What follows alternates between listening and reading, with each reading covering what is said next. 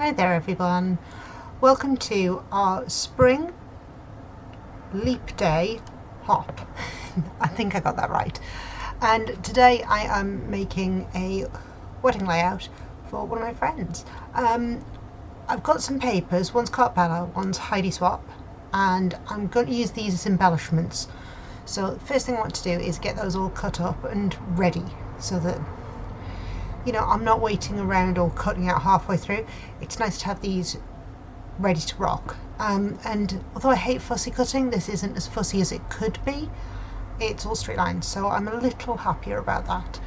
Now, once I've got all of these cut out, I'm going to start to play around, I think is probably the best tip. So I have this lovely canvas background, and it is just a square of canvas by Canvas Core. It's about 10 years old and it really needs to be used, so I'm using it. It's on the use it or lose it list. Now, once I've got these cameras cut out, I know I've said that twice in like really close succession, we're going to look at photos. So I'm actually going to wind up using a photo of the bride and the groom just because it works, and I have two sheets of paper. So one's a 6x8 from Vicky Boutin, and the other is from Cartbella. I'm going to cut the photo down slightly just to give me a bit more space to play. I'm going to map that onto the darkest cardstock and then tear down the edges just so that it's not quite so straight lines, because there's something about straight lines I'm not a big fan of at the best of times. This is no exception. So I'm going to get that matted down, and I want something that gives a bit of contrast to the back of the what's the word I want, to the back of the Cartbell gingham cardstock. Now I've gutted that just to give me a bit of extra card to work with later on, and I'm going to use the offcuts, so the bits that I tore off, I'm going to use those as contrast because they're the same size, and if I don't use them they're going in the scraps bin, so why not get them on the page. So they're just going to edge that and make it look like there is a double mat there, and there isn't, but it's pretend, and I'm going to stick those down. The next thing I'm going to do is run for embellishments. Now I want to do some clustering on this.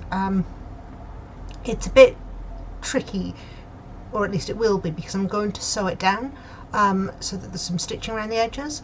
But right now I'm just going to pull out some embellishments and give myself an idea of where they're going to go, and kind of a rough idea of what's going to be there, what isn't, so that as I'm stitching away later on I can build the page in my mind. Yeah, I know that sounds really contrite, but that's how I tend to work. I go away and then mull it over. So I've got a few ideas that are starting to go there, and I'm looking at really, you can see it's starting to come together with embellishments in the top left and embellishments in the bottom right of the photo, and then a nice bit of white space to one side.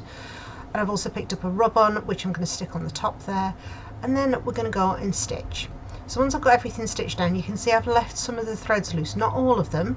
Some of them I've pulled through to the back and stuck down, and others I have just left loose, just to add a bit of movement and depth to the page. And now we're back to embellishments. Now this time I have to be a little bit careful because I don't have as much of a gap behind, because I've stitched everything through to keep it in place. So it means that the photo isn't just held in place by a little bit of glue, it's actually sewn to the page. So using some of these embellishments, I can't tuck them in as far as I would, but that also involves getting a bit creative with them, so I've got to cut shapes to make them work. So I've cut a square out so that it fits the corner of this acetate here, and I've also got other ones that I wind up cutting up too. So what I find is cutting them in half allows me to have effectively double the exposure, if you like. So this large flower I'm going to cut in half. I'm going to get half up the top, half down the bottom, and the same as some of the other embellishments. So you use fewer of your embellishments because they are a premium, and you get more bang for your buck. I mean, what's not to love about that? So we're going to play around a bit with them. I've got that that circle frame, and that's going down the corner just to have it poking out here and there, and I just think it works. I think the colours work. Now to the tags, I decided to mat these, just one on top of the other, not really complicated, and stick it up the top with a piece of twine at the top of it, just One, because I can, two, it's another embellishment, but also because it works. It looks pretty good there, and you know, the colours complement and help everything pull in, and it helps to pull the eye through the page. I've got my cameras. I'm going to dot those around because I've cut them out. Why wouldn't I use them? So let's get those stuck down. Then we're heading into a title. Now this was for me and my friendship group, the wedding of the year of 2017. So I'm going to call it Wedding of the Year. Simple. No need to overcomplicate it. I am going to do a lot of fidgeting around with these letter stickers because it's difficult to get them to pop off the page because they're not completely tonally different to the page.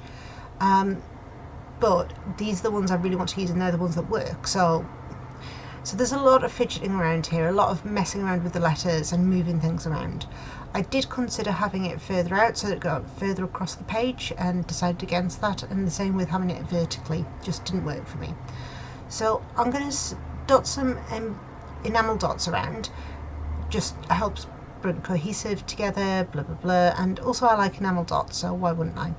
And finally, fidgeting around, like I say, with the title, just moving things along so that I get the best contrast that I can for the title, which, wasn't the easiest thing, but I'm happy with it.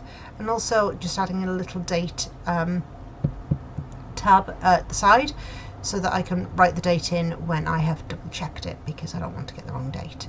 So got the wedding of the year there, and then I'm going to call this layout finished, because otherwise I'll be here fidgeting with that title for the rest of the year, literally. And that's it. So it's really, really simple. I hope you join us in our little hop, and all the videos are listed down below. Go check out some of the amazing talent and the amazing inspiration that's there, and I will see you next time. Take care. Bye.